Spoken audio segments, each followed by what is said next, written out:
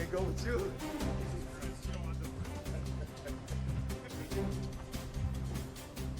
Hey, LeBron, what's going on? So, coming off an All-NBA season, right? It's kind of completely unprecedented to be either asked or thinking about retirement, the word, how you go into a season. These two things have never happened. There's never been a year 23 player. How do you square all that? Still playing at this level, but closer to the end of the right. I mean, I don't know. I mean, I'm excited about today. I'm excited about the opportunity to be able to play the game that I love for another season. And whatever the journey, however the journey, lays out this year, I'm just like super invested because like you just said, I don't know when the end is. I know it's a lot sooner than later. So, being super appreciative of the fact that I can come up here and do another media day and talk to you guys and do all this stuff around here. So, just excited about the journey and whatever, this year has in store for me. LeBron, along those lines, you've said a version of that in this room a couple of times where, you don't really know what's going to come next. You don't know when you're going to feel that it's been enough. What are the things that are still pushing you to keep doing this? And does it feel closer? Or does it sort of feel like the same feeling as when you enter year 22 and year 21? Yeah, I mean, the things that still push me is the fact that the love of the game is still high. The love of the process is even higher. So that's what continues to push me to play this game. I mean, it's really that simple. Me training and working on my body and trying to get my body as close to 100% as possible every year. It's something that's like, it's a beautiful thing for me, and just continue to challenge and see how well I can, push myself to, play the game at a high level, recover at a high level, be able to sleep better, mentally prepare, try to stay sharp throughout the course of a long season, and just like the roller coaster of an NBA season, that's all like gratifying towards me, to me, no matter the good, the bad, the ugly. Like I love that process. So I think that's all. It's a bigger, so much that goes into it, more than just picking up a basketball and shooting it at the rim. LeBron, Brad Turner from the LA Times. How you doing, Brad? Nice to meet you. Back again. How much does having a young partner like Luka weigh in your decision and your future going forward? Say it again. How much does having a young partner like Luka, a savant basketball player, how much will that weigh into your decision as you go forward in the season? As far as how long I go in my career? How long you been in your career, right? Zero. The motivation to be able to play alongside him every night, that's super motivating. That's what I'm going to train my body for, every night that I go out there and try to be the best player I can for him. And we're gonna bounce that off one another. But as far as me weighing in on him and some of my other teammates of how far I go in my career now, it would be literally my decision along with my wife and two of my boys are already gone. Well, shit, one of them is somewhere around here. Yeah, Bryce is down there in Tucson, so he's out the house. So it'll be a decision between me, my wife, and my daughter. Like that's not even. It won't be. Hey, having a meeting with my teammates. It won't be there. Taking to win. Taking to win with the LA Times. Speaking to those teammates this year, what were some of your initial reactions to adding someone like Marcus, adding someone like DeAndre to this team this year? Yeah, and Jake. Just adding.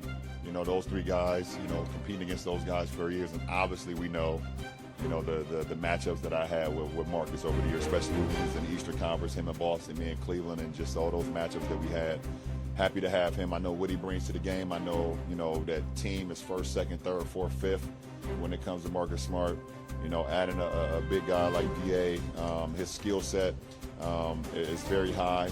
His athleticism is high. And so I think he adds another dynamic to our team along with Jackson. That'd be a great 1-2 punch at our center position. And then adding a wing like Jake, a big wing who can shoot the ball, can handle the ball, but his toughness, sneaky athletic as well. It's going to be great for our ball club, and I'm just looking forward to seeing how it comes together. And the best thing about it, we have a full year starting off at training camp. I think that's going to be very good for our ball club. Going into this year. Kobe Price, SoCal News Group. When we spoke with JJ on Thursday, he was asked about you, Luka, and Austin. The chemistry working together. He mentioned a meeting he had with Sean McVay We mentioned utility plays as a takeaway from the conversation, plays where you guys can all be involved together.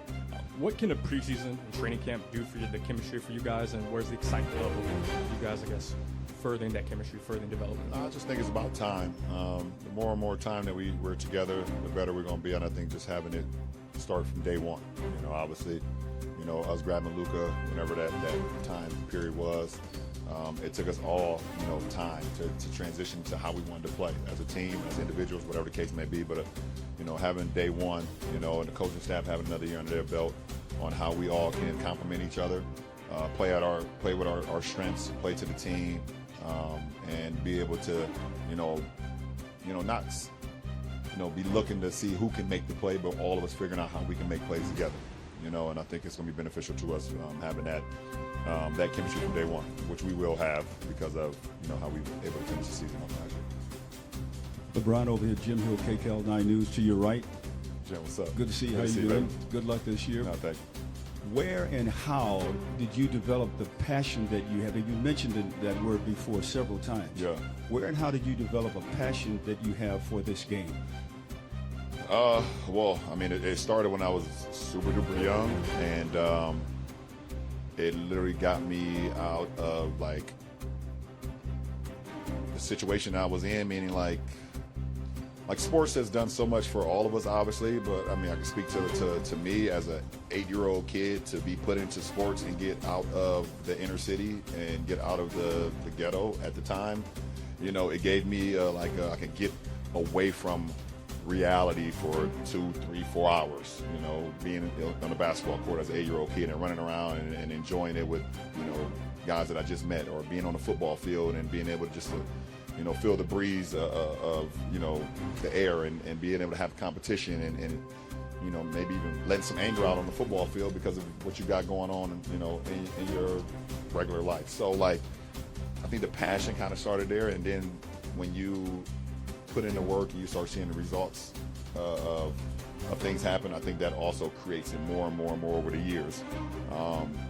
And I think it just stuck with me.